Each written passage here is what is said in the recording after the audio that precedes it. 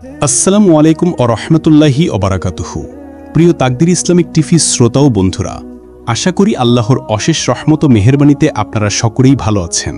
তাকদির Islamic টিভির পরিবেশনায় আজকের গল্প আমৃত্যু ভালোবাসি তোকে, আর আমি আছি আপনাদের সাথে মোহাম্মদ আলী। গল্পটি লিখেছেন সালমা চৌধুরী, ভিডিও এডিটিং করেছেন JR জাহিদ। তো চলুন দেরি না করে গল্পে ফিরি। আজকের গল্প আমৃত্যু ভালোবাসি তোকে। মিম সঙ্গে সঙ্গে উঠে গেল। আবিরের রুমের দরজায় ডাকতে গিয়ে খেয়াল করলো দরজা খোলা, রুমে মেঘ, আবির কেউ নেই। মিম রুমের ভেতরে ঢুকে ভালোভাবে দেখল। সহসা বাহিরে এসে উচ্চস্বরে বলল, ভাইয়া, আপু কেউই রুমে নেই। আলী আহমদ খান সঙ্গে সঙ্গে তানভীরের দিকে তাকালেন। তানভীর আতঙ্কিত কণ্ঠে বলল, আমি সত্যি কিছু জানি না। বন্যা ভ্রুকুচকে সন্দেহে দৃষ্টিতে তানভীরের দিকে তাকিয়ে আছে। তানভীর চোখ ঘুরিয়ে বন্যার চোখের পানে তাকিয়ে শুকনো ঠোক গিলল। বন্যা মুখ ফুলিয়ে আলগোছে ভ্রু নাচালো। তানভীর এমনভাবে ঠোঁট উল্টালো যেন সে কিছুই জানে না।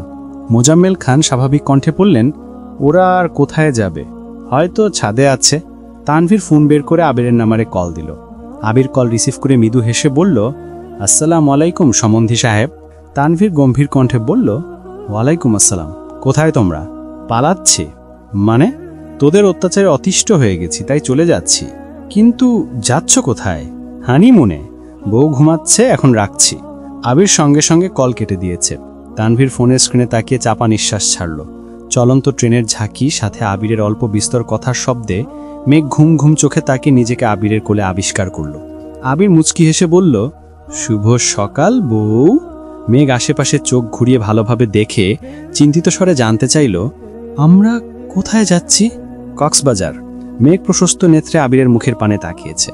আবির আলতো হাতে মেঘের চুলে হাত বুলিয়ে দিচ্ছে আর মিটিমিটি হাসছে। আবিরের দুষ্টুমিপূর্ণ হাসি দেখে মেঘের স্নেহব্যঞ্জক প্রদোষের একের পর এক আবেগপ্রবণ দৃশ্য মনে পড়তে শুরু করেছে। দীর্ঘায়িত গত রাত ছিল আবিরের অত্যুষ্ণ অনুরাগ প্রকাশের রাত। নিজের অন্তর্নিহিত আবেগ অনুভূতি জাহির করেন রাত। অব্যক্ত অনুভূতি প্রকাশে চুল পরিমাণ কঞ্জুসপনাও করেনি সে। প্রায় শেষ রাতের দিকে আবিরের সন্তপ্ত ভালোবাসা অন্ত ঘটে। শাওয়ার নিয়ে ফজরের নামাজ পড়ে আবির মেঘকে একটা হালকা বেগুনি রঙের শাড়ি পরিয়ে নিজের হাতে সাজিয়ে যত্নে ঘুম পাড়িয়ে দিয়েছিল। সেই ঘুম ভেঙেছে এখন। মেঘের নির্বাক চোখের চাহনিতে আবির আচমকা ভ্রু নাচালো। মেঘ লাজুক হেসে সঙ্গে সঙ্গে দুহাতে মুখ লুকিয়ে ফেলেছে। আবির অত্যন্ত শীতল কণ্ঠে শুধালো, এখনো এত লজ্জা পেলে হবে? লজ্জায় অসার মেঘ মুখ ফুটে আর কিছুই বলতে পারল না। খানবাড়িতে কিছু সময় নীরবতা চলল। জান্নাত, রিয়া, আইরিন, মিম, বন্যা সবাই একে অপরের মুখের পানে চেয়ে আছে। তানভীর মাথা নিচু করে বসে আছে। আলী আহমদ খান গুরুগম্ভীর কণ্ঠে শুধালেন, ওরা কোথায় যাচ্ছে? তানভীর ধীর কণ্ঠে জবাব দিল, ঘুরতে। আমাদের বললে কি আমরা পাঠাতাম না? মেভাবে কাউকে না বলে যাওয়ার কি ছিল? মাহমুদা খান তপ্তস্বরে বললেন, আমি ভোরবেলা উঠে তো দরজা বন্ধই দেখলাম, ওরা গেল কিভাবে? আলী আহমদ খান সবার দিকে এক পলক তাকিয়ে ভারী কণ্ঠে বললেন, বাসার কেউ না কেউ অবশ্যই জানত। আলী আহমদ খান মুখ ফুলিয়ে শ্বাস ছেড়ে বিড়বিড় করছেন। বাড়িতে এখনো কম বেশি মেহমান আছেন। তার মধ্যে ছেলে আর ছেলের বউ বাড়ি কেড়ে চলে গেছে, বিষয়টা ওনার ঠিক পছন্দ হচ্ছে না। মোজাম্মেল খান মেকিস্বরে বললেন, ভাইজান কি রাগ করলেন নাকি? আলী আহমদ খান রাগি রাগি মুখ করে তাকিয়েছেন কেবল। এর মধ্যে মালিহা খান রাশভারী কণ্ঠে বলতে শুরু করলেন, সব দোষ তোমাদের। ছেলেটাকে এত কষ্ট দেওয়ার কি দরকার ছিল?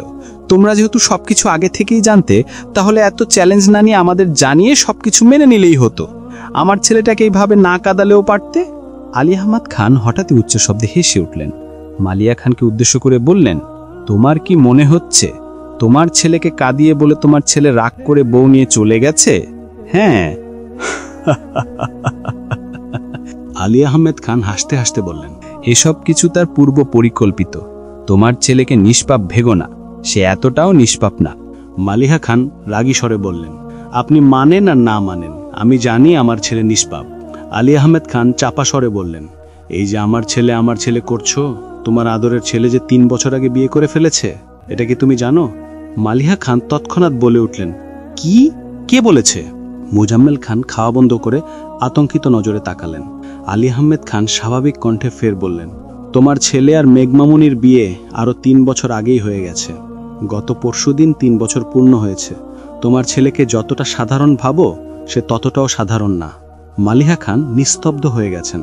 মোজাম্মেল খান গম্ভীর কণ্ঠে বললেন, ভাইজান, তুমি কি আমাদের সাথে মজা করছো? মজা করার ইচ্ছা থাকলে তোদের সাথে আগেই মজা করতাম। বিয়ে পর্যন্ত অপেক্ষা করতাম না, আর ধুমধাম করে ছেলের বিয়েও দিতাম না। তুই বিয়ের দিন কাবিনের কথা বললি, আমি কি কাবিন দিব? আমার ছেলে আরো 9 বছর আগে না বুঝেই কাবিন ঠিক করে ফেলেছে। যখন বুঝতে পেরেছে কাবিন মেয়ের পরিবার থেকে দিতে হয়, তখন তার মাথা নষ্ট হয়ে গেছে। সে এলোপাথারি ছুটোছুটি করে টাকা ম্যানেজ করে তোর মেয়েকে বাড়ি বানিয়ে দিয়েছে। তবুও কাবিন নিয়ে যেন কোনো কথা না ওঠে। মুজাম্মেল খান কপাল কুঁচকে প্রশ্ন করলেন, আবির মেঘকে বাড়ি গিফট করেছে? হ্যাঁ, কোথায়? সেটা আমি কি করে বলবো? আমিও তল্প শুনেছি। তোমাকে এসব কে বলেছে? আবির মেঘের বিয়ে হয়েছে এটাই বা কে বলেছে? তোর ছেলে তানভীর বলেছে? হ্যাঁ। মুজাম্মেল খান রাগান্বিত দৃষ্টিতে তানভীরের দিকে তাকিয়ে আছেন। তানভীর সেই যে মাথা নিচু করেছে, চোখ তুলে আর তাকাতেই পারছে না। বন্যা, রিয়া, মিম, আইরিন সবাই নির্বাক চোখে চেয়ে আছে। মুজাম্মেল খান গুরুবার কণ্ঠে বললেন, এসব কি শুনছি? আবির মেঘের বিয়ে কি আগেই হয়েছে? তানভীর বারবার ঢোক গিলছে। আলী আহমেদ খান মৃদুস্বরে বললেন, তানভীরকে কিছু বলে লাভ নেই। সে এক নির্বোধ, আর আমারটা ওর থেকে আরো বড় নির্বোধ। কিভাবে কি করেছে এসব এখন আর জানতে হবে না। শুধু জেনে রাখ, তোকে তোর ছেলে হারিয়ে দিয়েছে। মালিহা খান শীতল কণ্ঠে শুধালেন, আপনি এত কিছু কিভাবে জানলেন? আলী আহমেদ খান মৃদু হেসে বললেন, তোমার কি মনে হয় এমনি এমনি বলে দিয়েছে? এত সহজ। সেদিন সন্ধ্যায় রাকিব, রাসেল আর তানভীর তিনজনই আমার অফিসে গিয়েছিল। আবিরের পছন্দের কথা জানিয়ে আমাকে খুব করে রিকোয়েস্ট করছিল যেন ঝামেলা ছাড়া রাজি হয়ে যাই। যেহেতু মোজাম্মেল আমাকে আগে থেকে অনেকবার জানিয়ে রেখেছে, তাই আমিও সেভাবে রিয়্যাক্ট করিনি। রাকিবদের বিদায় করে তানভীরের সাথে কিছুক্ষণ কথা বললাম। বিয়ে নিয়ে আমার কোনো সমস্যা নেই, শুধু বলেছিলাম মাসখানিক সময় নিয়ে বিয়ের আয়োজন করতে হবে। কিন্তু তানভীরের ঘুরে ফিরে এক কথা, বিয়ে করালে 3 তারিখই করাতে হবে। সে কারণ বলতে নারাজ। আমিও বারবার জিজ্ঞেস করতে লাগলাম। এক পর্যায়ে রাগ দেখিয়ে বললাম, সত্যি কথা না বললে এই বিয়ে আমি কোনোদিনও মানব না। তখন ভয়ে ভয়ে সব সত্যি স্বীকার করেছে। তোমরা এখন কি অবাক হচ্ছ? আমি তানভীরের কথা শুনে তখন হতভম্ব হয়ে গিয়েছিলাম। আমার ছেলের আস্পর্ধার কথা শুনে নিস্তব্ধ হয়ে গিয়েছিলাম। ওই পরিস্থিতিতে রাগ দেখানোর অবস্থাও ছিল না। তানভীরের সাথে হুটহাট সিদ্ধান্ত নিয়ে আবিরকে রাজশাহী পাঠালাম, কারণ ও বাসায় থাকলে পরিস্থিতি আরো খারাপ হয়ে যেত। আবিরকে পাঠিয়ে সঙ্গে সঙ্গে আমিনার বাসায় গেলাম। আমিনাকে আবিরের কথা জানানোর পর সে উঠে বলে সে সবকিছু আগে থেকেই জানে। তোমরা বিশ্বাস করবে না, আমি তানভীরের কথা থেকে আমিনার কথায় বেশি অবাক হয়েছিলাম। আমি গিয়েছিলাম ওর সাথে আলোচনা করতে, কিন্তু ওর কথাবার্তা শুনে আলোচনা তো দূর, ওর বাসা থেকে সিদ্ধান্ত নিয়ে আসছি বাসায় কোনো প্রকার আলোচনা ব্যতীত বিয়ে হবে, আর 3 তারিখই বিয়ে হবে। ইকবাল খান ধীর কণ্ঠে শুধালেন, বাসায় এই বিষয়টা জানালে কি হতো? বিয়েটা আমার সিদ্ধান্তে হচ্ছে জানলে তোমরা কেউ সেভাবে রিয়্যাক্ট করতে না, কিন্তু যদি একবার আবির মেঘের বিয়ের কথা সামনে উঠে যেত, তখন সবার আগে ব্যাগরা দিত মুজাম্মেল আর সাথে ওর মেয়ে। এই জন্য তানভীর আগে থেকেই বলে রেখেছিল যেন বাসায় বা আবিরের সামনে বিয়ের কথা না ওঠায়। এখন যেহেতু বিয়ে হয়ে গেছে আর ওরা বাসায়ও নেই, তাই তোমাদের জানালাম। মুজাম্মেল খান মুখ ফুলিয়ে রাগান্বিত স্বরে বললেন, ভাইজান, আমি জিতে গিয়েও হেরে গেলাম। আলী আহমেদ খান ঠাট্টার স্বরে বললেন, তোকে আগেই বলেছিলাম এত খুশি হয়ে লাভ নেই, কারণ আজ নয় তো কাল তোর জিত হারে পরিণত হতই। মুজাম্মেল খান মাহমুদা খানের দিকে তাকিয়ে ভারী কণ্ঠে বললেন, তুই কি এই কথাটা আগে বলতে পারতি না আমাদের? সাহস হয়নি ভাইয়া, অনেকবার বলতে চেয়েও বলতে পারিনি। ইকবাল খান তানভীরের দিকে তাকিয়ে রুষ্ট স্বরে বললেন, তোর এত সাহস হলো কিভাবে? তানভীর মাথা নিচু রেখেই বলতে শুরু করলো, আপনাদের মধ্যে বন্ডিং খুব ভালো, আর আমাদের বন্ডিং খারাপ নাকি? আমার ভাইদের জন্য আমি যা ইচ্ছে করতে পারি। আদি, ঠিক কিনা বল? আদি এতক্ষণ খাওয়ার তালে ছিল, কে কি বলেছে সেসবে গুরুত্বই দেয়নি। আচমকা তানভীর প্রশ্ন করায় আদি না বুঝে সঙ্গে সঙ্গে বলে উঠল, একদম ঠিক। আলী আহমেদ খান মৃদু হাসলেন, তবে মোজাম্মেল খান রাগে ফোঁস করছেন। তানভীর চুপচাপ উঠে গেছে। এমন সময় রাকিব অফিসের জন্য রেডি হয়ে নামছে। কিছুদিন যাবৎ আবির ব্যস্ত থাকায় রাকিবকেই সবটা সামালেতে হচ্ছে। রাকিব নিচে আসতেই আলী আহমেদ খান ঘাড় ঘুরিয়ে রাকিবকে দেখে গুরু গম্ভীর কণ্ঠে ডাকলেন, রাকিব, এদিকে আসো। জি আঙ্কেল। তোমার বন্ধু কোথায় গেছে? রাকিব নির্দ্বিধায় জবাব দিল, কক্সবাজার। তুমি আগে থেকে জানতে? আগে জানতাম না, বিয়ের দিন রাতে জানতে পেরেছি। বাসার কাউকে জানাওনি কেন? আবির নিষেধ করেছিল। নাস্তা করেছ? জি আঙ্কেল, অফিসে যেতে হবে। ঠিক আছে, যাও। রাকিব রিয়ার দিকে তাকিয়ে মৃদু স্বরে বলল, আমি অফিসে যাচ্ছি, তুমি জান্নাতের সঙ্গে বাসায় চলে যেও। রিয়া শান্ত স্বরে জবাব দিল, আচ্ছা। এত সময়ের মধ্যে বন্যা শুধু নিষ্পলক চোখে তানভীরের দিকেই তাকিয়েছিল, মুখ ফুটে একটা কথাও বলেনি। বন্যার বোন সকাল থেকে বারবার কল দিচ্ছে। বন্যা খাওয়া দাওয়া শেষ করেই ব্যাগ গোছাতে শুরু করেছে। গত 2-3 দিন যাবৎ তানভীর বন্যার সাথে আলাদাভাবে কথা বলতে ছটপট করছে, কিন্তু মিম আর আইরিনের জন্য সুযোগই পাচ্ছে না। তানভীর ঘুরে ফিরে মিমের রুমের সামনে দাঁড়িয়েছে। আইরিন সহসা ভ্রু নাচিয়ে মৃদু স্বরে বলল, কি ব্যাপার, এখানে কি চাই? তানভীর স্বাভাবিক কণ্ঠে বলল, বন্যার সাথে আমার একটু কথা আছে। কি কথা? আমাদের বলো। তানভীর আইরিনের মাথায় গাঁটটা দিয়ে গুরুগম্ভীর কণ্ঠে বলল, 3 দিন যাবৎ তোদের কি বলতেছি, সামনে থেকে সর এখন। আইরিন ঠোঁট বেঁকিয়ে বিড়বিড় করে বলল, এত অধিকার দেখাচ্ছ কেন? তুমিও কি গোপনে বিয়ে করে ফেলেছ নাকি? তানভীর মৃদু হেসে বলল, ভাবছি। তানভীর রুমে ঢুকতেই বন্যা আর চোখে তাকালো। তানভীর মলিন হেসে বলল, তোমার সাথে কিছু কথা আছে। বন্যা গম্ভীর কণ্ঠে জানালো, বাসা থেকে কল দিচ্ছে, আমাকে যেতে হবে। সে না হয় দিয়ে আসলাম, কিন্তু তোমার সাথে কথাগুলো বলা প্রয়োজন। বন্যা ক্রোধিত কণ্ঠে বলল, আপনার সাথে কথা বলার মতো মন মানসিকতা আমার নেই। তানভীর আশেপাশে নজর বুলিয়ে বন্যার দিকে শুকনো নেত্রে তাকিয়ে বিলম্বিত কণ্ঠে জানতে চাইল, আমি কি করেছি? বন্যা নিজেকে সামলে নিয়ে ধীর গতিতে বলল, আপনি কিছু করেননি, আমারই কথা বলতে ইচ্ছে করছে না। তানভীর মনে মনে বিড়বিড় করল, শখের নারীর শখের থেকেও রাগের মূল্য 3 গুণ বেশি। তানভীর কিছু বলছে না দেখে বন্যা তীর্যকভাবে তাকালো। বন্যার কুপিত দৃষ্টি দেখে তানভীর ঢক গিলে সহসা হাসার চেষ্টা করল। বন্যা নজর সরিয়ে ব্যাগ গুছানোতে মনোযোগ দিল। তানভীর মৃদু হেসে মোলায়েম কণ্ঠে জিজ্ঞেস করল, আমাদের বাসায় থাকতে কোনো সমস্যা হয়নি তো? বন্যা মুখ ফুলিয়ে ভারী নিঃশ্বাস ছাড়ল। মিম রুমে এসে ধপ করে বিছানার ওপর বসে শক্ত কণ্ঠে বলল, আমার খুব সমস্যা হচ্ছে, কারণ বড় আব্বু তোমাকে ডাকছেন আর তুমি সেই দিকে মনোযোগ না দিয়ে এখানে দাঁড়িয়ে আছো। তানভীর চমকে উঠে বলল, সর্বনাশ! সর্বনাশ এখনো হয়নি, কিন্তু তোমাকে এই রুমে পেলে নির্ঘাত কিছু একটা হবে। তানভীর চটজলদি দ্রুত পায়ে দরজা পর্যন্ত গিয়ে আবারও থামল। বন্যার দিকে না তাকিয়ে স্বাভাবিক কণ্ঠে ফের বলল, তুমি রেডি হয়ে আসো, আমি নিচে অপেক্ষা করছি। বন্যা গম্ভীর গলায় জানালো, আমি একাই যেতে পারবো। তানভীর সে কথা শুনেও না শোনার মতো চলে গেছে। নিচে নামতেই আলী আহমেদ খান জানতে চাইলেন, তুমি কি এখন ফ্রি আছো? কোনো কাজ ছিল? আবির রাতে বলেছিল বিয়ের খরচের ব্যাপারে বাকি কথা যেন তোমার সাথে বলি।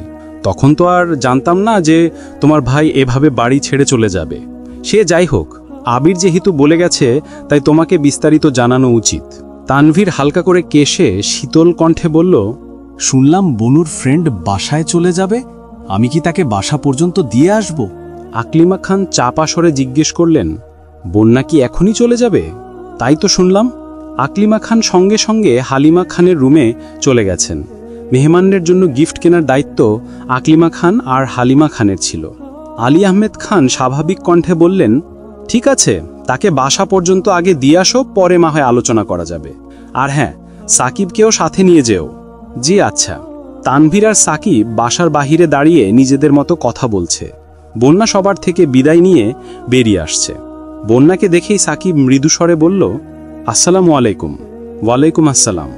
সাকিব ঠোঁট হাসি রেখে প্রশ্ন করল, আপনি কি আমাকে চিনেন? বন্যা আস্তে করে বলল, জি, আপনি আবির ভাইয়ার মামাতো ভাই। আমার কিন্তু আরও একটা পরিচয় আছে। বন্যা ভ্রু কুচকে জানতে চাইল, কি? তানভীরের বন্ধু। ও। সাকিব তানভীরের দিকে তাকিয়ে উদাসীন কণ্ঠে জানতে চাইল, এটা কি হলো? তানভীর আশঙ্কা ঠোঁট উল্টালো।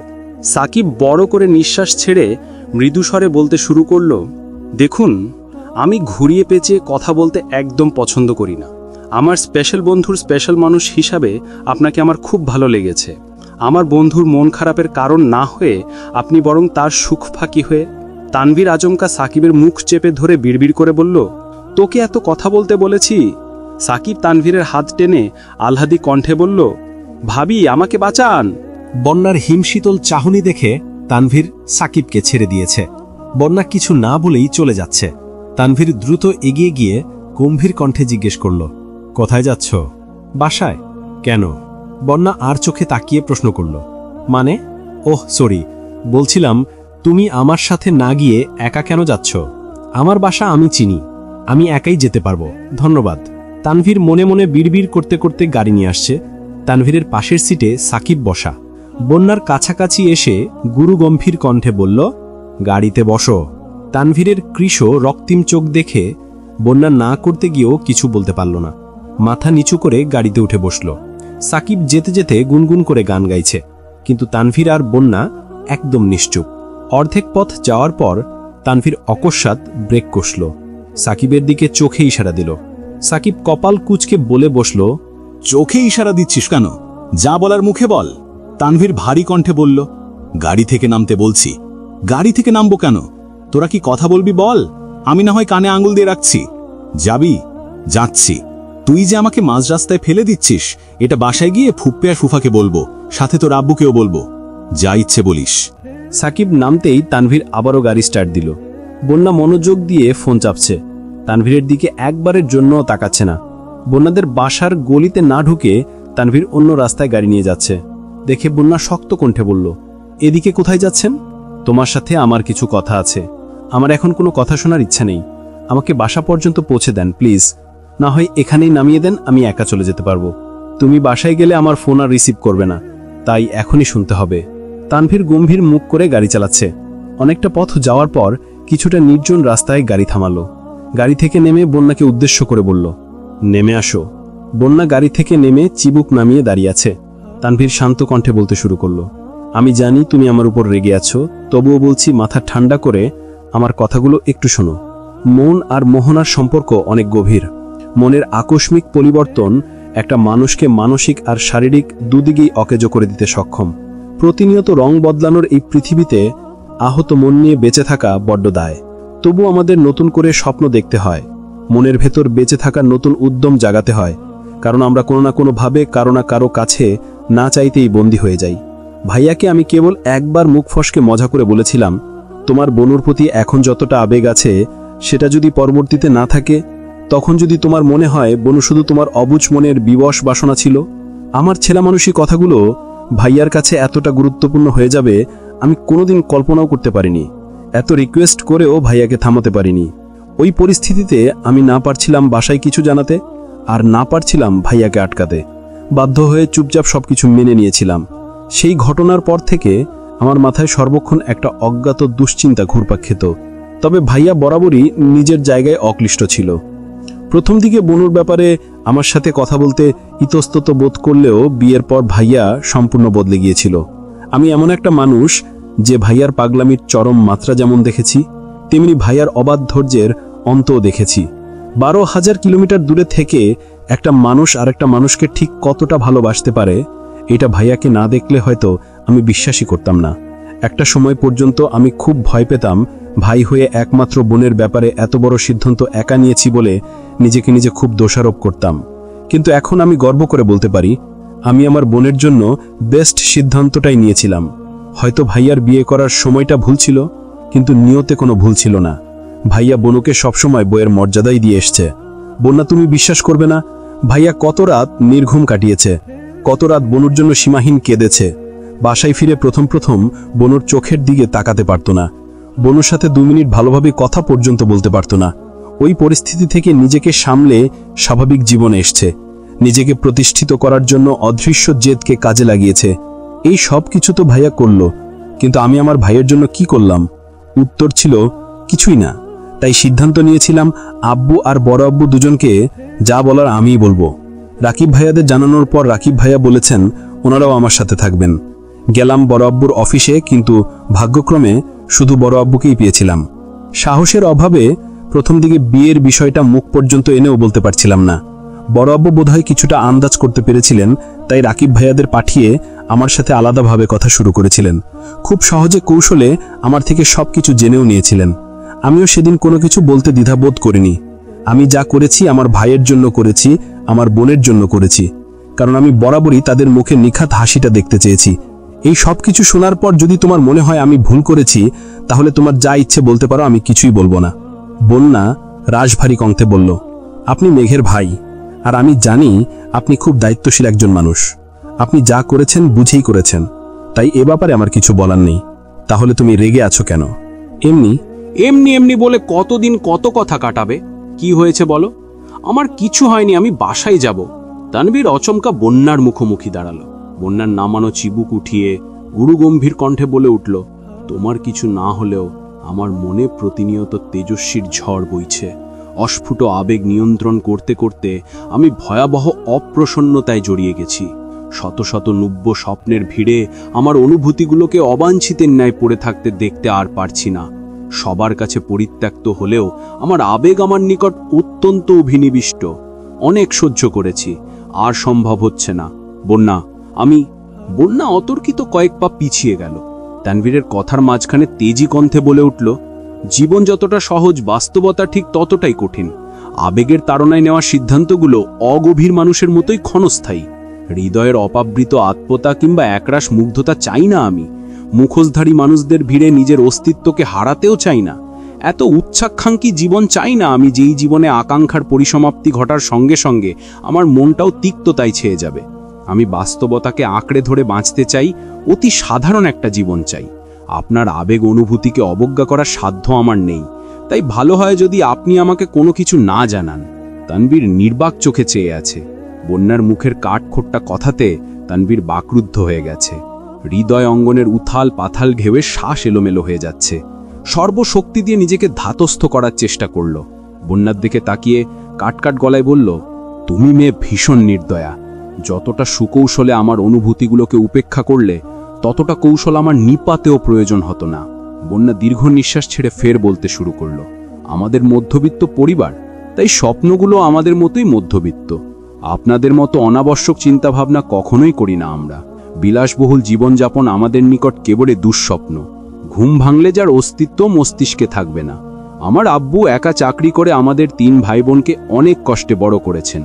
আব্বুর কষ্টের প্রতিদান রূপ আমরা কি দিতে পেরেছি? উত্তরটা আপনারই মতো, কিছুই না।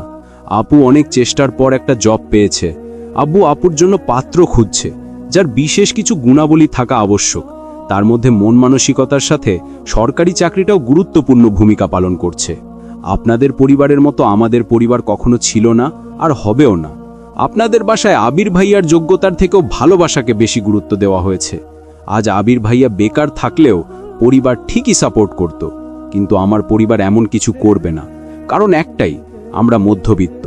আমরা আবেগে গা ভাসতে চাইলেও বাস্তবতা আমাদের ভুলগুলো চোখে আঙুল দিয়ে দেখিয়ে দেয়। আমি অপ্রকাশিতভাবেও আব্বুর কাছে প্রতিজ্ঞবদ্ধ।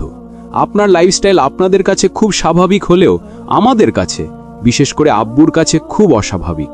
আমি বাস্তবতা ভুলে আবেগের কাছে বন্দী হতে পারবো না। আমি কি বলতে চাচ্ছি আশা করি আপনি বুঝবেন। তানভীরের অন্তরসহ বিস্ফোরিত দুচোখ ভেতরে ভেতরে জ্বলছে। মানুষের হৃদয় খুব দুর্বল। প্রিয় মানুষের অতি সামান্য কথাতেও হৃদয় ভেঙে চূর্ণ বিচূর্ণ হয়ে যায়। বন্যার কথায় তানভীরের হৃদয় নিংড়ানো ব্যথাগুলো ভেতরটাকে বড্ড পোড়াচ্ছে। মনের ভেতর উদ্দীপ্ত প্রেমানুভূতি অচিরেই পুড়ে উদ্ধাত ছাই হয়ে গেছে। তানভীর চোখ ভরা ব্যগ্রতা আড়াল করে চুপচাপ গাড়ি স্টার্ট দিল। বন্যা ত্রস্ত পায়ে এগিয়ে গাড়িতে বসল। বাকি রাস্তা কেউ কারো সাথে একটা কথাও বলেনি। অন্যান্য দিন বন্যাকে বাসার সামনে নামিয়ে তানভীর কিছুক্ষণ অপেক্ষা করে, তবে আজ সেটাও করেনি। মোখলেস মিয়ার সাথে দেখা পর্যন্ত করেনি। 10 থেকে 11 ঘন্টার জার্নি শেষে আবির আর মেয়ে কক্সবাজার পৌঁছেছে। সমুদ্রের কাছাকাছি একটা রিসর্ট আগে থেকে বুকিং করা ছিল, সেখানেই উঠেছে। আবির কোনো রকমে ফ্রেশ হয়ে লম্ব ঘুম দিয়েছে। গত 1 সপ্তাহের ছুটাছুটি, অতিরিক্ত দুশ্চিন্তা, নির্ঘুম রাত কাটাতে কাটাতে আবির ক্লান্ত হয়ে গেছে। মেঘও ঘুমিয়েছিল, তবে ঘণ্টাখানেক পরেই মেঘের ঘুম ভেঙে গেছে। অর্ধঘুমে থেকেই পেটের ওপর আবিরের শক্ত হাতের কোমল স্পর্শ অনুভব করতে পারছিল। মেঘ আর চোখে আবিরকে এক পলক দেখে আবিরের হাতটা পেটের ওপর থেকে সরিয়ে ওয়াশরুমে চলে গেছে। হাত মুখ ধুয়ে রুমে আসতেই নজর আটকায় আবিরের পরিশ্রান্ত আদলে। মেঘ অবাক চোখে আবিরের দিকে চেয়ে আছে। পুরুষের কখনো রূপের প্রয়োজন হয় না, শুধু প্রয়োজন হয় মায়ার।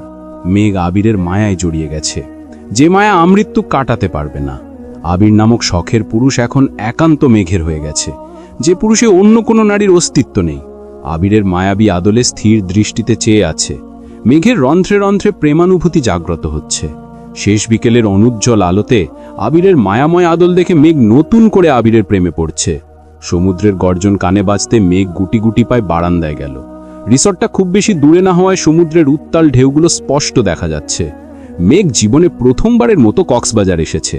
বাসায় অনেকবার বলেও কখনোই সেভাবে কাউকে রাজি করাতে পারেনি। মেঘ কিছুক্ষণ সমুদ্রের ঢেউ আর গর্জন শুনে পুনরায় রুমে আসছে। আবির তখনও গভীর ঘুমে নিমগ্ন। কি করবে বুঝতে না পেরে মেঘ বিছানার পাশে বসল। আবিরের উন্মুক্ত শরীর, গলার কিছুটা নিচে কালো তিলটা জ্বলজ্বল করছে। মেঘ কিছুক্ষণ মুগ্ধ চোখে চেয়ে থাকতেই আচমকা সদাশয় হাসল। হাসির সাথে লজ্জা আড়াল করতে দুহাতে মুখ লুকিয়ে ফেলেছে। কয়েক সেকেন্ড সময় নিয়ে ধীরগতিতে নিঃশ্বাস ছেড়ে 2 আঙুলের ফাঁক দিয়ে আবারও আবিরকে দেখতে লাগলো। আবিরের মতো আজ মেঘেরও বলতে ইচ্ছে করছে, আমার মনের রাজকুমার আজ আমার হৃদয়ে স্ফুরিত উত্তাপ ছড়াচ্ছে। আবির ঘুমের মধ্যেই পাশে হাত রেখে মেঘের উপস্থিতি বোঝার চেষ্টা করছে। 2-3 বার হাত রেখে মেঘকে না পেয়ে ঘুমের মধ্যেই কপাল কুঁচকে নিভু নিভু চোখে তাকালো। মেঘের ঠোঁটের কুহকি হাসি দেখে আবির আনমনে হেসে উঠল। আবিরের হাসি দেখেই মেঘ থতমত খেয়ে বিছানার পাশ থেকে উঠে যেতে চাইল। আবির আচমকা একটানে মেঘকে নিজের সাথে জড়িয়ে নিল। আতঙ্কে মেঘ 2 চোখ বন্ধ করে ফেলেছে। আবির এক হাতে মেঘের পিঠ বরাবর জড়িয়ে ধরে আছে, অন্য হাতে মেঘের কপালে পড়ে থাকা চুলগুলো কানের পাশে সরাতে সরাতে নিরুদ্দাম কণ্ঠে বলল, আর কতদিন এভাবে লুকোচুরি করবে? এখন তো আমি তোমার পার্মানেন্ট সম্পত্তি হয়ে গেছি। আবির ভুরু নাচাতেই মেঘ লজ্জায় আবিরের প্রশস্ত বুকে মুখ লুকালো। আবির 2 হাতে মেঘকে শক্ত করে জড়িয়ে ধরে কানের কাছে বিড়বিড় করল, তুমি এত লজ্জা পেলে আহিয়া আসবে কেমন করে? মেঘ কর্কশ কণ্ঠে বলল, ইস, ছাড়ুন আমাকে। তুমি কি জানো, তোমার হাসিটা ভয়ঙ্কর রকমের সুন্দর, আর সেই হাসি দেখলেই আমার মনে শুধু প্রেম প্রেম ফিল হয়। গত 2 বছর বিয়ে করা বউয়ের কাছ থেকে নিজেকে কিভাবে দূরে রেখেছি, এটা যদি তুমি বুঝতে তাহলে 1 সেকেন্ডের জন্য আমার থেকে দূরে যেতে চাইতে না। মেঘ আবিরের বুক থেকে উঠার চেষ্টা করছে, কিন্তু পারছে না। মেঘ বাধ্য হয়ে ভীতি কণ্ঠে ফের অনুরোধ করল, ছাড়ুন। আবির ধীর কণ্ঠে শুধালো, মনের ভেতর যে আগুন জ্বালিয়েছ, সেই আগুন নেভাবে কে শুনি? মেঘ হতবিহ্বল। আবিরের বলা প্রতিটা বাক্য নির্লজ্জতার পরিচয় দিচ্ছে। মেঘ বলার মতো কোনো কথাই খুঁজে পাচ্ছে না। আবির মোলায়েম কণ্ঠে ডাকল, বউ। মেঘ নিশ্চুপ হয়ে আবিরের বুকের উপর শুয়ে আছে। আবির পুনরায় ডাকল, ও বউ। মেঘ মৃদুস্বরে বলল, আবির সহসা মেঘকে বিছানায় শুইয়ে কাত হয়ে মেঘের মুখের উপর ঝুঁকে আলতোভাবে মেঘের কপালে কিস করল। মেঘের চোখে চোখ রেখে নিজের ঠোঁট ইশারা করে আদুরে কণ্ঠে বলল, I want a deep kiss.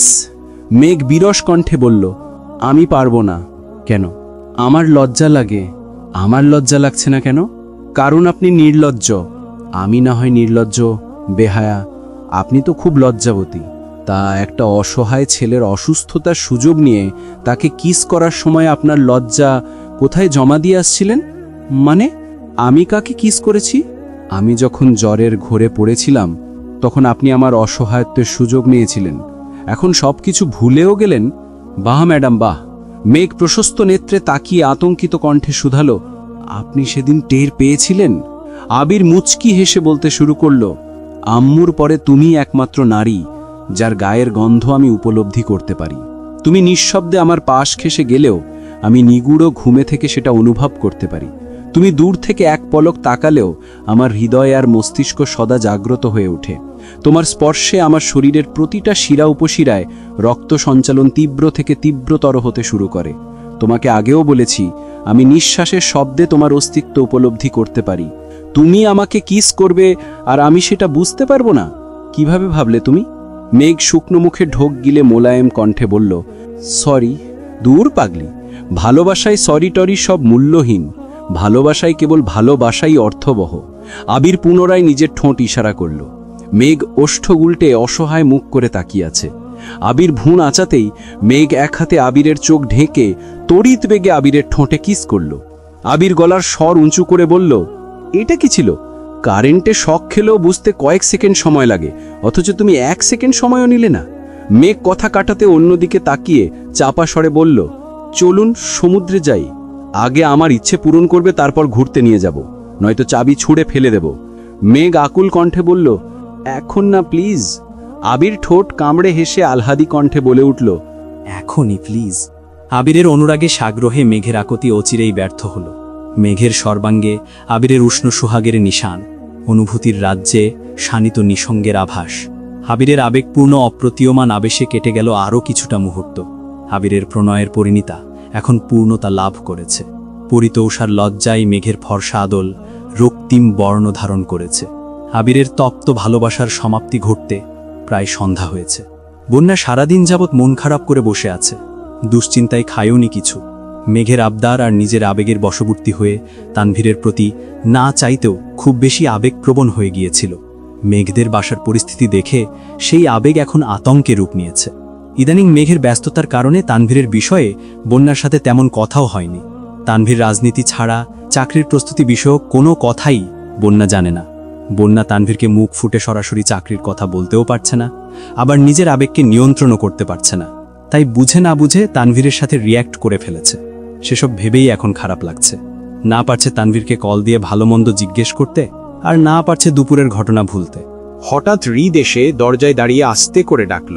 আপু, কি তোমার কি মন খারাপ? না, কেন? স্পষ্ট দেখা যাচ্ছে তোমার মন খারাপ। বন্যা চোখ মুখ মুছে শান্ত কণ্ঠে জানতে চাইল, কিছু বলবি? হ্যাঁ, বল। মেঘ আপুকে একটা কল দাও, আপুকে অভিনন্দন জানাতে হবে।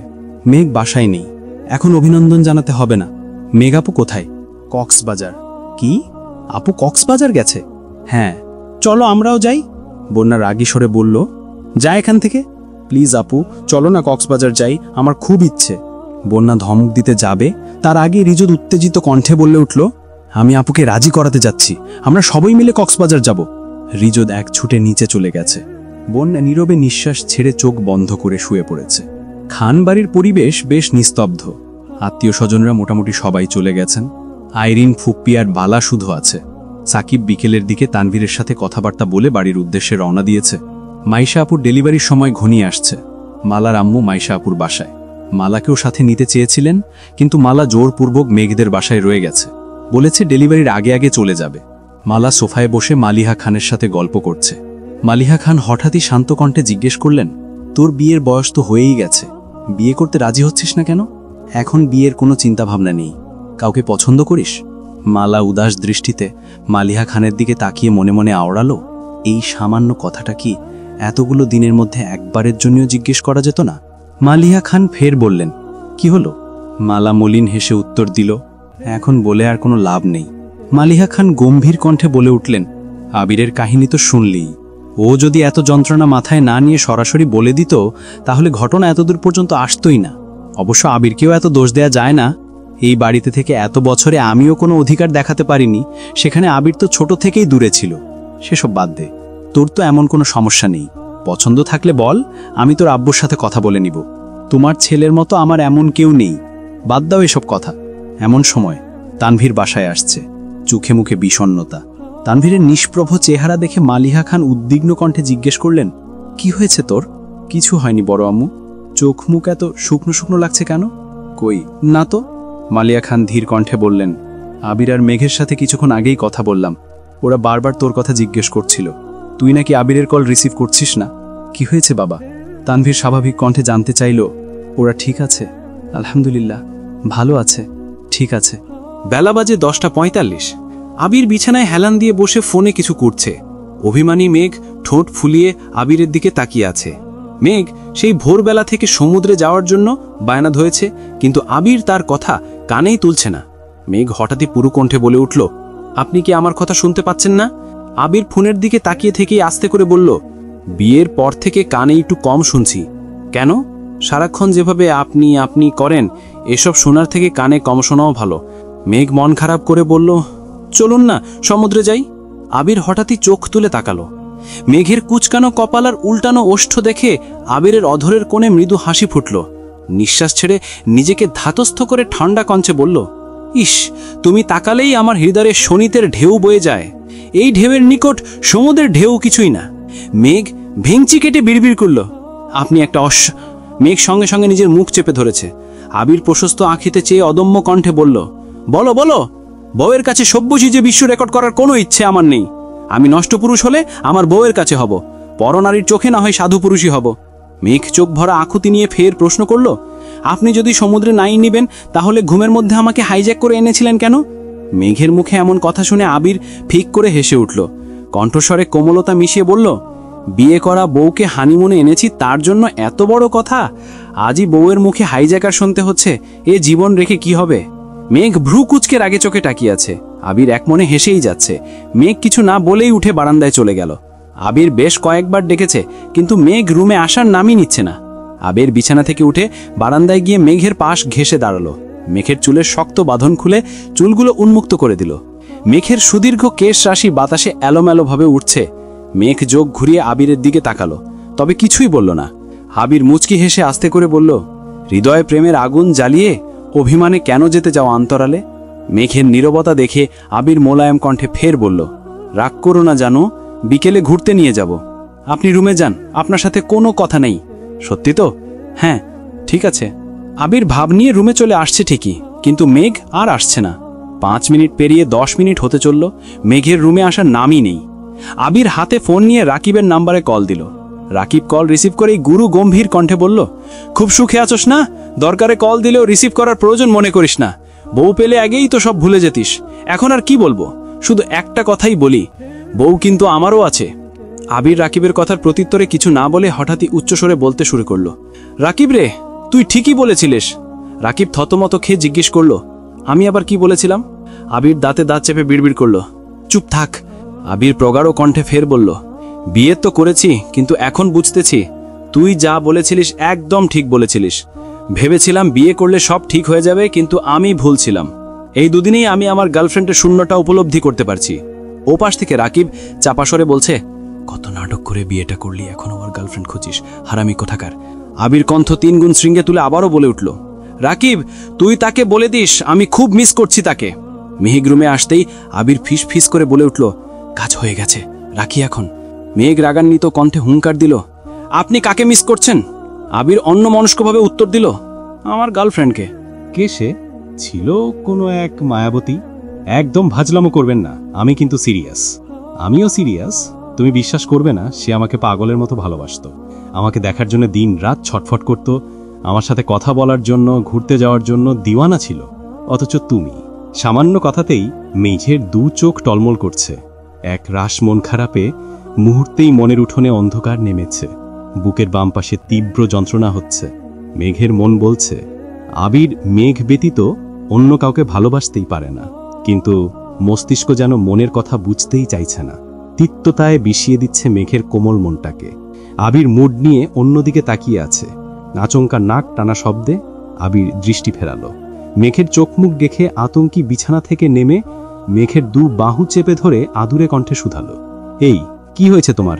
মেঘের নিস্তব্ধতা দেখে আবির ভীতিকর কণ্ঠে বলতে শুরু করলো, আগেই বলে দিচ্ছি, একদম কাঁদবে না। তোমার বাপের কলিজার টুকরোটাকে আমি নিয়ে আসছি। যত্নে না রাখতে পারলে আমাকে সোজা জেলের ভাত খাওয়াবে। মেঘ শীতল চোখে তাকিয়ে কাঁদো কাঁদো কণ্ঠে জানতে চাইল, আপনার কি সত্যি গার্লফ্রেন্ড আছে? আবির নিঃশব্দে হেসে মেঘের কাঁধের উপর আলতোভাবে হাত রেখে মোলায়েম কণ্ঠে বলল, হ্যাঁ আছে তো, এই যে আমার সামনে। আগে আবিরের নাম শুনলেই যার বুকে তোলপাড় চলত। আবিরকে দেখার জন্যে রাতের পর রাত ব্যালকনিতে অপেক্ষা করত, না খেয়ে বসে থাকত। সময় অসময়ে আবিরকে দেখার জন্য কারণ ছাড়াই আশেপাশে ঘুরঘুর করত। অভিমানে গাল ফোলাত। সেই অভিমান ভুলে আবারও আবিরের প্রণয়ে আসক্ত হতো। সে প্রেমিকা না হলে আর কি বলো? আবির ভ্রু গুটিয়ে ধীরকণ্ঠে ফের বলল, বউ, তুমি প্রেমিকা হিসেবেই ভালো ছিলে, কারণ তখন তুমি আমার জন্য উন্মাদ ছিলে। মনে হচ্ছে বিয়ের পর তুমি সুস্থ হয়ে গেছো, তাই আমার প্রতি তোমার পাগলামিও কমে এসেছে। মেঘ আবিরের দিকে তাকিয়ে অনমনে হাসল। আবির কিছু বলতে যাবে, তার আগেই মেঘ নিচু হয়ে নিজের কাঁধে থাকা আবিরের হাত ছাড়িয়ে বিছানার উপর উঠে দাঁড়িয়েছে। তৎক্ষণাৎ আবিরের শার্টের কলার চেপে আবিরকে নিজের দিকে ঘুরালো। আবিরে বিপুল চোখে মেঘের দিকে তাকিয়ে আছে। মেঘের গাল আর নাকের ডগা লাল টকটকে হয়ে আছে, তবে তার গভীর চোখে উৎকণ্ঠার রেশ মাত্র নেই। আবিরের কপালে পড়ে থাকা অগোছালো চুলগুলো খুব যত্ন সহকারে গুছিয়ে কিছুটা ঝুঁকে মেঘ অকস্মাৎ আবিরের কপালে নুগুরো চুমু দিল। আবিরের প্রশস্ত 2 চোখ সহসা দ্বিগুণ প্রশস্ত হয়ে গেছে। নিঃশ্বাস আটকে গেছে। মেঘ কিছুটা সরতেই আবিরের বিমোহিত চাহনির মুখোমুখি হলো। আবিরের চাহনি দেখে মেঘ ভেতরে ভেতরে লজ্জায় আড়ষ্ট হচ্ছে ঠিকই, তবে বাহিরে প্রকাশ করল না। মেঘ ঢোক গিলে সঙ্গে সঙ্গে আবিরের অধরে নিজের অধর চেপে ধরেছে। আবির তড়িৎ বেগে মেঘের পেট বরাবর ধরে মেঘকে বিছানা থেকে নামিয়ে নিজের সঙ্গে চেপে ধরেছে। মেঘের পা আবিরের পায়ের উপর, দুইটা দেহ একসঙ্গে লেপ্টে আছে। মেঘের পাতলা অধর আবিরের নিয়ন্ত্রণে। আবিরের নিখাত ভালোবাসায় মেঘ আবারও ধরা দিতে বাধ্য হলো। দু চোখ বন্ধ করে শার্টের উপর দিয়ে আবিরের পিঠ আমছে ধরেছে। 24 ঘন্টা পেরিয়ে যাচ্ছে, তানভীরের সাথে বন্যার কোনো কথাই হচ্ছে না। বন্যা বেশ কয়েকবার ফোন হাতে নিয়েছে ঠিকই, কিন্তু সাহস করে তানভীরের নম্বরে কল দিতে পারছে না। অনেক ভাবনা চিন্তার পর বন্যা তানভীরের নম্বরে কল দিল, কিন্তু তানভীরের নাম্বার বন্ধ। বন্যা ভ্রু কুচকে নাম্বারটা চেক করে আবারও কল দিল। তানভীরের নাম্বার বন্ধ পেয়ে বন্যার বুক কাঁপছে, ঘন ঘন নিঃশ্বাস ফেলছে। চোখের সামনে আয়েশার থাপ্পড়ের ঘটনাটা বারবার মনে পড়ছে। বন্যার কপাল চাপড়ে রাশভারী কণ্ঠে বলল, সবসময় রাগ নিয়ন্ত্রণে রাখতে পারিস, তাহলে কাল কেন পারলি না? বন্যা, ওনাকে কিছু না বললে কি হচ্ছিল না তোর? তানভীর ফেসবুক, হোয়াটসঅ্যাপ কোথাও অ্যাক্টিভ নেই। ভয়ে বন্যার হাত পা ঠান্ডা হয়ে আসছে। মেঘের নাম্বারে কল দিতে গিয়েও আটকে গেছে। দিশা না পেয়ে আইরিনের দেয়া একটা নাম্বারে কল দিল। মূলত ফোনটা মাহমুদা খানের। আইরিন কল রিসিভ করে ফিসফিস করে বলল, ভাবি কোথায় তুমি? বাসায়। কেন? তানভীর ভাইয়া গতকাল সন্ধ্যার পর বাসায় এসে একটু পর সেই যে বের হয়েছিল, এখনো বাসায় আসেনি। বাসা সবাই খুব টেনশন করছে। তোমার সাথে কি কথা হয়েছে? না। কিন্তু উনি কোথায়? জানি না, ফোন বন্ধ। ভাইয়ার বন্ধুরাও কিছু জানে না। এখন রাখছি, কেউ দেখে ফেললে আবার বকা খেতে হবে। শোনো। আইরিন কল কেটে দিয়েছে।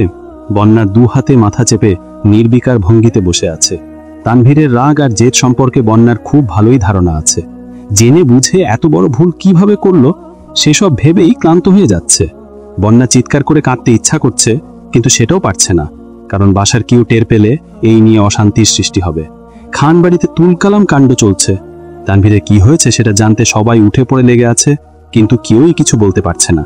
এক পর্যায়ে আলী আহমেদ খান আবিরের নাম্বারে কল দিল। মেঘ তখন ওয়াশরুমে। আবির কল রিসিভ করে বারান্দায় চলে গেছে। আলী আহমেদ খান গম্ভীর গলায় বললেন, তোমার ভাইয়ের কি হয়েছে? আবির ভ্রুকুচকে বলল, জানি না, আমার সাথে কথা হয়নি। ওর ফোন বন্ধ, গতরাত থেকে বাসায় নেই। কি শুরু করেছে তোমরা? কিছু হওয়ার আগেই তুমি বাড়ি ছেড়ে চলে যাও। তোমার দেখা দেখি তানভীরও শুরু করেছে। ওর যদি কাউকে পছন্দ থাকে তাহলে বলো, বিয়ের ব্যবস্থা করি। কিন্তু এভাবেই কাউকে কিছু না বলে বাড়ি ছেড়ে চলে যাওয়ার কি মানে? আবির ঢক গিলে শান্ত কণ্ঠে বলল, তেমন সিরিয়াস কিছু তো আমি জানি না। এখানে আসার পর ওর সাথে আমার কোনো রকম কথা হয়নি। আমার ওর সাথে আগে কথা বলতে হবে। ঠিক আছে, দেখো কোনোভাবে যোগাযোগ করতে পারো কিনা। আর যাই হোক, পছন্দ থাকলে আগে ভাগেই জানিও। জি আব্বু। আলী আহমদ খান ফের বললেন, খোঁজ নিও, তোমার মতো আবার গোপনে বিয়ে করে ফেলেছে কিনা। আবির উদ্বিগ্ন কণ্ঠে প্রশ্ন করল, মানে? এখন আর মানে করতে হবে না। তুমি যে আরো 3 বছর আগেই কাবিনের কাজ সেরে ফেলেছ, এটা আমি খুব ভালোভাবেই জানি। শুধু আমি না, এখন বাসার সবাই জানে। আপনাকে কি বলেছে? কে আবার বলবে? তোমার প্রাণ প্রিয় ভাই তানভীর। তোমার বিয়েতে আমি যেন কোনো প্রকার বাধা সৃষ্টি না করি, তার জন্য আমার পায়ে ধরা শুধু বাকি রেখেছে। আমি মানছিলাম না বলে এক পর্যায়ে নিজের ঘাড়ে তোমাদের বিয়ের সব দায় নিয়ে বহুবার রিকোয়েস্ট করে আমাকে রাজি করিয়েছে। ভেবো না তোমার বিয়েতে আমি এমনি রাজি হয়ে গিয়েছি। আমি শুধু তানভীরের অসহায় মুখটা দেখে রাজি হয়েছি। আমি যদি সেদিন রাজি না হতাম, তাহলে তোমাদের ভাইয়ে সম্পর্ক নষ্ট হতো, যেটা আমি কোনো দিনও চাই না। আমি যেমন আমার ভাইদের সবসময় আগলে রেখেছি, আমি চাই তোমাদের সম্পর্কটাও এরকম থাকুক। তাই আবারও বলছি, তানভীরের সম্পর্কে এমন কিছু জানলে আগেই জানিয়ে দাও। আবির তপ্ত স্বরে জানালো, আমি তানভীরের সাথে যোগাযোগ করে তারপর আপনার সাথে কথা বলবো। আপনার চিন্তা করতে হবে না। ঠিক আছে, তানভীরের সাথে কথা হলে বাসায় আসতে বলো। জি আচ্ছা। আবির প্রভূত আক্ষিতে দূরের আকাশে চেয়ে আছে। মেঘকে না পেলে আবির মরে যাবে, এই কথা আলী আহমদ খানকে বলায় আবির তানভীরের উপর নিজের রাগ ঝেড়েছিল। অথচ তাদের বিয়ে কোনো ঝামেলা ছাড়া সম্পন্ন হওয়ার পেছনে তানভীরের হাত ছিল, এটা জেনে আজ আবিরের খুব খারাপ লাগছে। তানভীরকে জড়িয়ে ধরতে হাজারবার ধন্যবাদ দিতে ইচ্ছে করছে।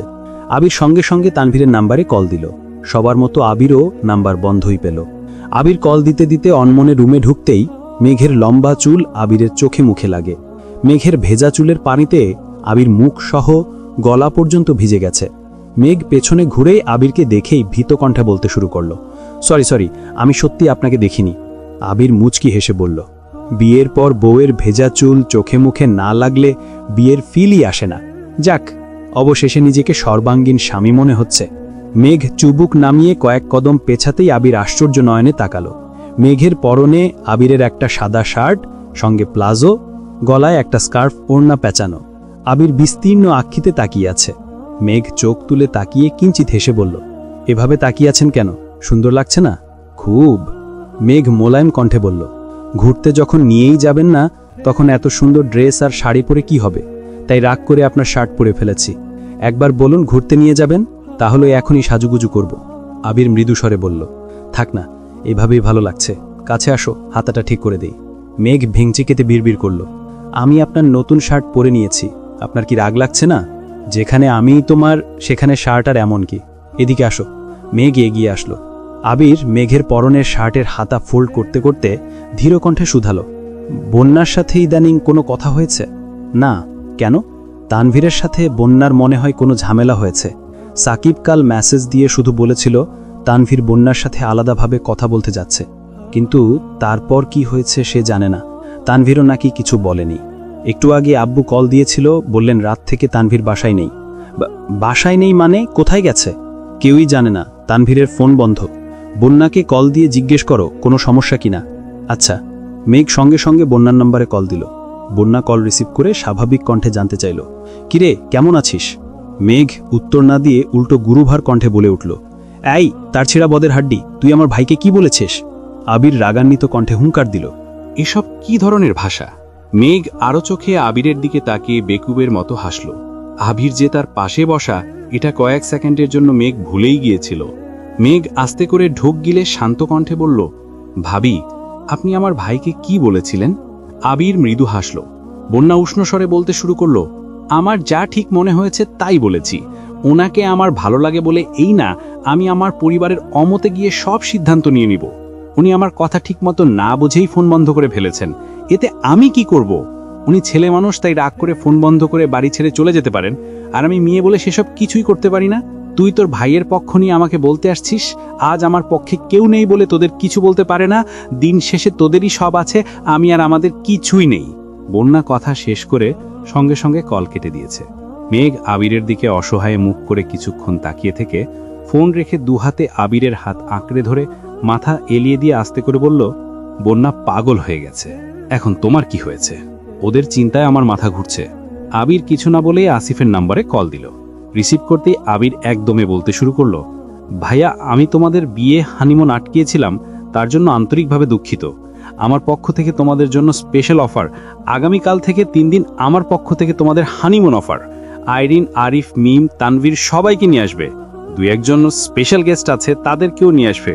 বুঝতে পেরেছ? আসিফ ভারী কণ্ঠে বলল, এটা কাপল হানিমুন অফার ছিল নাকি ফ্যামিলি প্যাকেজ ছিল ভাই? আসবে যখন একা আসবে কেন? এই সুযোগে সবার ইচ্ছে পূরণ হয়ে যাবে। তোমার দায়িত্ব শুধু ওদের নিয়ে আসা, তারপর তোমাদের মুক্তি। তানভীরকে কোথায় পাবো? ওর ফোন তো বন্ধ। সে সব আমি দেখছি, তুমি কাল সবাইকে নিয়ে আসবে, এটাই ফাইনাল। আচ্ছা। আকাশ জুড়ে রগরগে তারার মেলা, প্রকৃতি ছেয়ে আছে অদ্ভুত শীতলতায়। সমুদ্রের উর্মিল ঢেউ শরীরের সাথে সাথে মনকেও প্রাণবন্ত করে তুলছে। মেঘ আবিরের হাতে হাত রেখে সমুদ্রের পাড়ে হাঁটছে, চোখে মুখে উজ্জ্বলতা। অদ্ভুত এক ভালো লাগায় মন অশান্ত হয়ে উঠেছে। সমুদ্রের পানি আপন বেগে এসে দুজনের পা ভিজিয়ে দিচ্ছে। মেঘ সীমাহীন সমুদ্রের পানি কিছুক্ষণ তাকিয়ে থেকে আচমকা আবিরের অভিমুখে তাকায়। আবির মেঘের মুখোমুখি দাঁড়িয়ে উদ্দীপ্ত কণ্ঠে বলল, আমি যেদিন প্রথমবারের মতো কক্সবাজার এসেছিলাম সেদিনই মনে মনে প্রতিজ্ঞা করেছিলাম এরপর আসলে তোমাকে নিয়েই আসবো। তানভীর অবশ্য আগেও কয়েকবার বলেছিল তোমাদের সবাইকে নিয়ে আসার জন্য, কিন্তু আমি রাজি হইনি। কেন? বাড়িতে আবেগ নিয়ন্ত্রণ করে চলেছি বলে যে আমি অনুভূতিহীন ছিলাম। বইয়ের সাথে বোনের মতো আচরণ করা কতটা শাস্তিস্বরূপ এটা তুমি কি বুঝবে? তখন তোমাদের নিয়ে আসলে নিজেকে কোনোভাবে নিয়ন্ত্রণ করতে পারতাম না। মেঘ আবিরের দিকে তাকিয়ে মুচকি হাসল। ঘণ্টাখানেক ঘুরে ডিনার করে দুজন একটু রাত করেই রিসর্টে ফিরেছে। আবির মেঘের ফোন থেকে বন্যার নাম্বার বের করতে যাবে, অকস্মাৎ আবিরের নাম্বারটা চোখে পড়ল। আবির মৃদু হেসে আমার আবিরের পেছন থেকে ভাই শব্দটা ডিলিট করে দিয়েছে। বন্যার নাম্বার বের করে একটা মেসেজ লিখে পাঠিয়ে দিয়েছে। মেঘ বিকেল থেকে বন্যার বোনকে কম করে হলেও 50 বার কল দিয়েছে। রিতকে বলা মাত্রই কক্সবাজার আসতে রাজি হয়ে গেছে। বন্যার বোন শুরুতে রাজি না হলেও মেঘের তুমুল জোড়াজড়িতে এক পর্যায়ে বাধ্য হয়ে বন্যাকে পাঠাতে রাজি হয়েছে। মেঘ বলেছিল বন্যার আপু যেন তাদের সাথে আসে, কিন্তু সময়ের অভাবে উনি যেতে পারছেন না।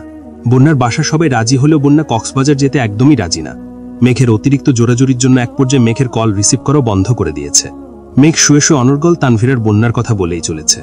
আবির অনেকক্ষণ যাবত ট্রাই করতে করতে একসময় তানভীরের ফোনে কল ঢুকেছে।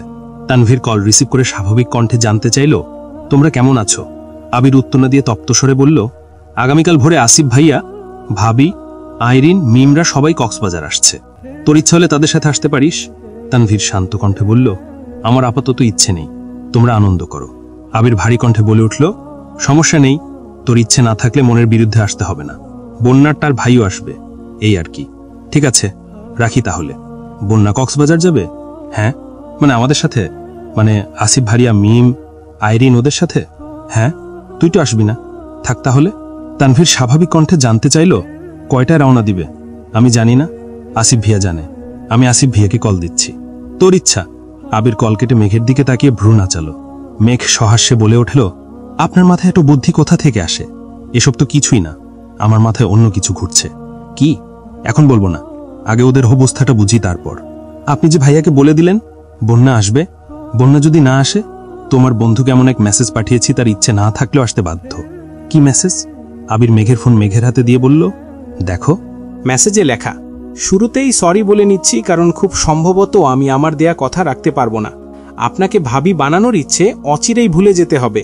আপনি ভাইয়াকে কি বলেছেন আমি জানি না, কিন্তু তারপর থেকে ভাইয়ার মনের অবস্থা খুব খারাপ। ভাইয়ার অবস্থা দেখে বাসার সবাই সিদ্ধান্ত নিয়েছে ভাইয়ার মন ভালো না হলে 72 ঘন্টা পরে ভাইয়াকে বিয়ে করাবে। পাত্রীও রেডি আছে। আপনি সম্মতি না দিলে আমরা কিছুই করতে পারছি না। ভাইয়া রাগ করে বাসা থেকে বেরিয়ে গেছে। তবে 72 ঘন্টার মধ্যে সঠিক সমাধানে না আসতে পারলে 72 ঘন্টা পর পরিবারের পছন্দকেই মেনে নিতে হবে। আপনি যদি আমার ভাইকে পছন্দ করেন তাহলে আগামীকাল তাদের সাথে কক্সবাজার আসবেন। আর যদি মনে করেন আপনার আমার ভাইয়াকে প্রয়োজন নেই, তাহলে 72 ঘন্টা পর আপনার আমাদের বাসায় বিয়ের দাওয়াত রইল। আপন ভাবি হতে না পারলেও দূর সম্পর্কের ভাবি সমান মূল্যায়ন করব। আপনার জীবন, আপনার সিদ্ধান্ত। ভালো থাকবেন। আপন ভাবি বলতে পারছি না, তাই আবারও সরি। মেঘ মেসেজ পড়ে হাসবে নাকি মন খারাপ করবে সেটাও বুঝতে পারছে না। হঠাৎই প্রশ্ন করল, আপনি যে মেসেজ পাঠিয়েছেন, বন্যা যদি বুঝে চায়? বুঝলে বুঝবে, আজ না হয় কাল সে আমাদের বাড়ির বউ হলে সবকিছুই জানবে, কিন্তু আপাতত তাদের মধ্যেকার ঝামেলা মেটানো প্রয়োজন। মেঘ অকস্মাৎ আহ্লাদী কণ্ঠে বলে উঠল, বন্যাকে যত তাড়াতাড়ি সম্ভব ভাবি বানানোর ব্যবস্থা করুন প্লিজ, আমার আর ভালো লাগছে না। আবির মোলায়েম কণ্ঠে জানতে চাইল, তুমি তাই চাও? ঠিক আছে ম্যাডাম, তুমি যা চাইবে তাই হবে।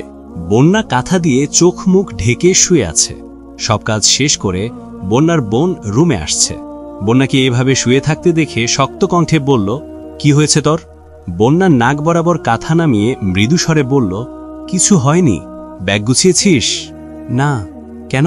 আমি যাব না।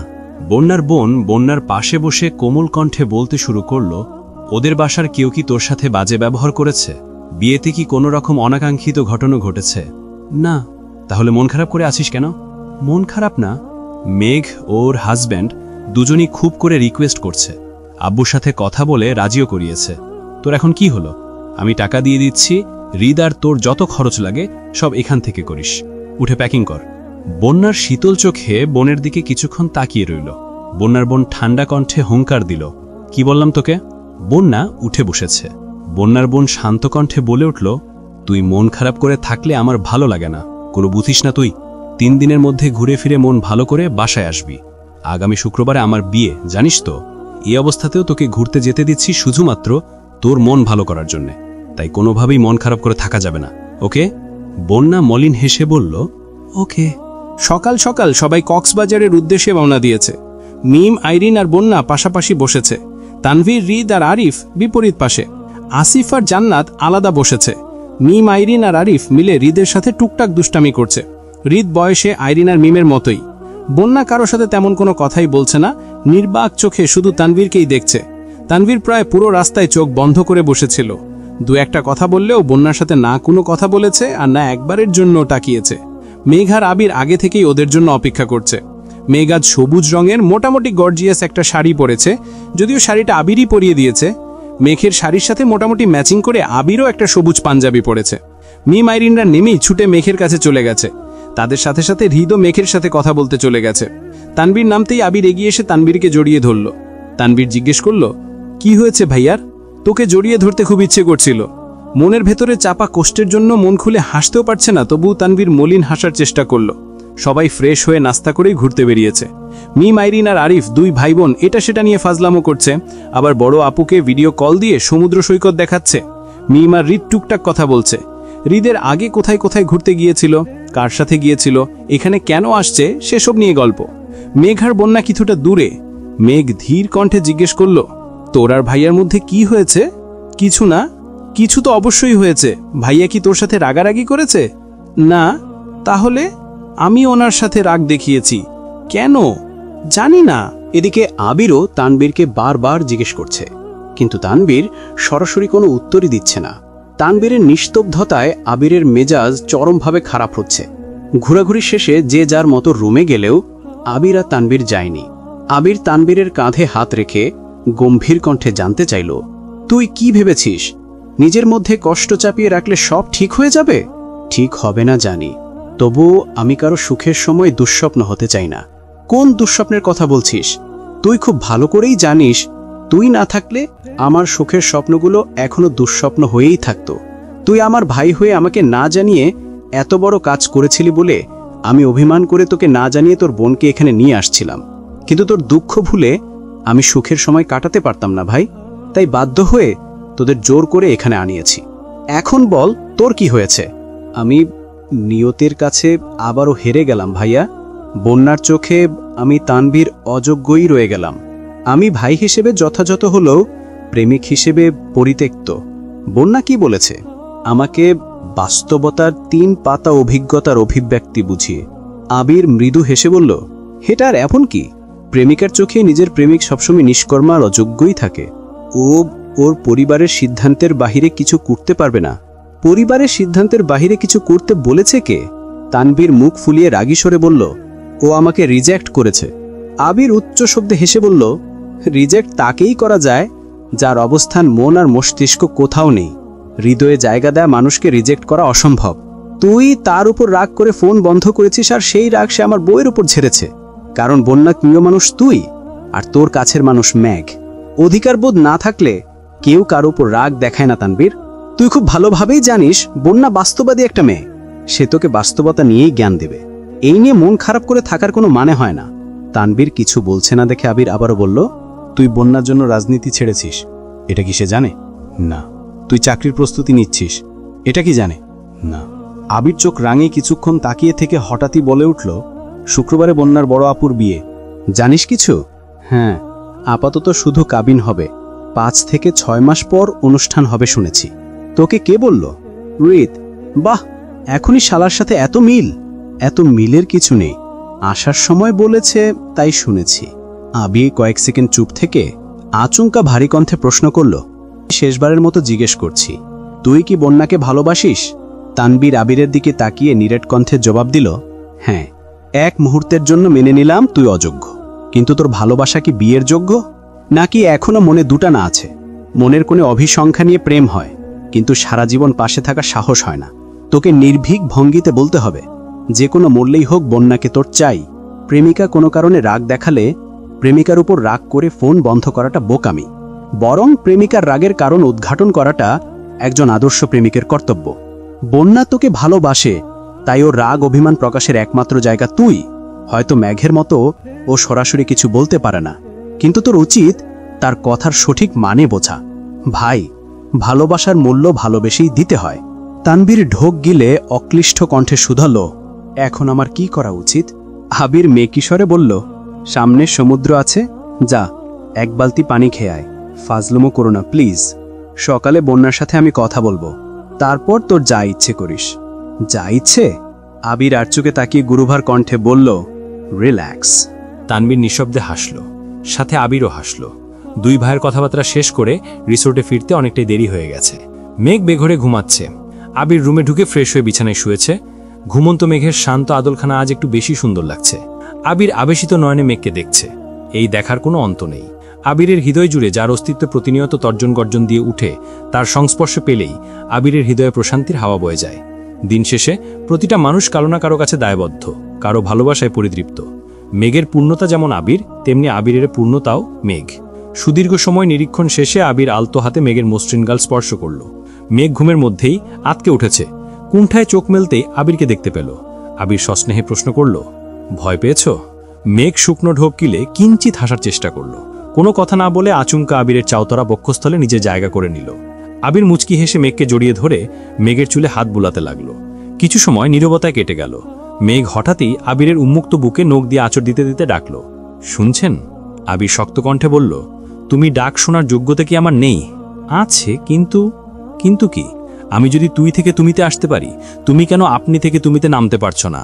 মেঘ মোলায়েম কণ্ঠে বলে উঠল, তুমি তুমি তুমি হয়েছে। এখন বলো আবির। আবির ভাই। আবির মেঘের মাথায় আস্তে করে গাঁটটা দিয়ে ভারী কণ্ঠে বলল, আবিরের সাথে ভাইয়ের সম্পর্ক মরে গেছে, এখন শুধু আবির আছে। বলো আবির। মেঘ কিছুই বলছে না, তর্জনী আঙুলের নখ দিয়ে আবিরের বুকের উপর A+M লেখায় ব্যস্ত। মেঘের লেখা শেষ হতেই আবির মেঘের হাত চেপে ধরে মোলায়েম কণ্ঠে বলল, বুকের উপর A+M লিখতে হবে না ম্যাডাম, এই নাম হৃদয়ে স্থায়ীভাবে লেখা হয়ে গেছে, মৃত্যুর আগ পর্যন্ত এই নাম অক্ষত থাকবে। আপনাকে যেটা বলেছি সেটা বলুন। কি বলবো? আবির। আবির, গুড গার্ল। আবার বলো। ইস, আর পারবো না। আমি কি স্কুলে পড়তে আসছি নাকি? হ্যাঁ, তুমি আবিরের স্কুলে ভালোবাসা ট্রেনিং করতে আসছো। বলো আবির। এখন পুরোটা বলো।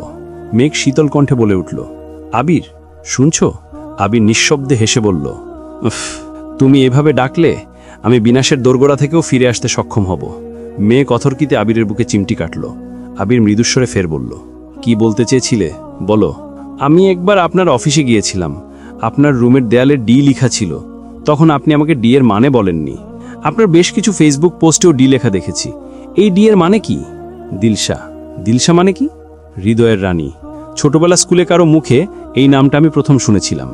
নামের অর্থ জিজ্ঞেস করায় সেই অর্থটাই বলেছিল। বাসায় এসে আমার সে কি বায় না, তোমার নাম যেন দিলশা রাখে। এমন আজগবি নাম শুনে আমার বাসার মানুষ আমার কথাই কানে তোলেনি। তখন মনেকে সান্ত্বনা দিয়েছিলাম, আমার হৃদয়ের রানীকে শুধু আমিই দিলশা রাখব। নামটা সুন্দর না? মেঘ অনুষ্ণ কণ্ঠে বলল, হ্যাঁ খুব সুন্দর। তোমাকে দিলশা ডাকলে রাগ করবে না তো? একদমই না, আপনার যা ইচ্ছে তাই ডাকতে পারেন। আমার আর একটা প্রশ্ন আছে। কি? বাসায় যখন আমার বিয়ের আলোচনা চলছিল, তখন কাউকে কিছু না জানিয়ে আপনি প্রথম বিয়েটা ভেঙেছিলেন। দ্বিতীয়বার মিম আপনাকে জানিয়েছিল, কিন্তু তৃতীয়বার তো মিম বাসায় ছিল না, আর আমার কাছে ফোনও ছিল না। আমার জানা মতে বাসার কেউই আপনাকে জানায়নি। তখন আপনাকে কি বাইরের কেউ বলেছিল? বাইরের মানুষ শুধু বাইরের নিউজ দিতে পারে, বাড়ির ভেতর কি চলে এটা কিন্তু তারা জানে না। তাহলে আপনি কিভাবে জেনেছিলেন? আপনার আব্বু আমাকে মেসেজ দিয়েছিলেন। আব্বু? হ্যাঁ,